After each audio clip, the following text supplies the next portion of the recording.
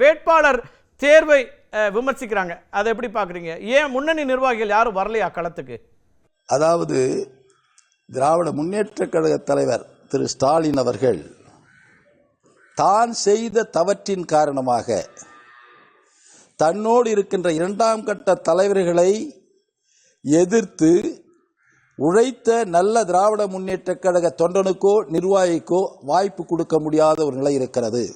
ஏனென்று சொன்னால் தன்னுடைய மகனையே வாரிசாக உருவாக்கி அவரையும் இந்த அமைச்சர்கள் அமர்த்த வைத்த காரணத்தினால் இரண்டாம் கட்ட தலைவனுடைய பிள்ளைகள் உன்னுடைய பிள்ளை ஆட்சியில் இருக்கிறார், என்னுடைய பிள்ளைக்கு ஏன் வாய்ப்பு கொடுக்கவில்லை என்று கேள்வி கேட்ட காரணத்தினால் அவர்களுடைய வாரிசுகளுக்கு கொடுக்கக்கூடிய ஒரு நிர்பந்தத்தில் அடிபணிந்து கொடுத்து கொண்டிருக்கிறார்.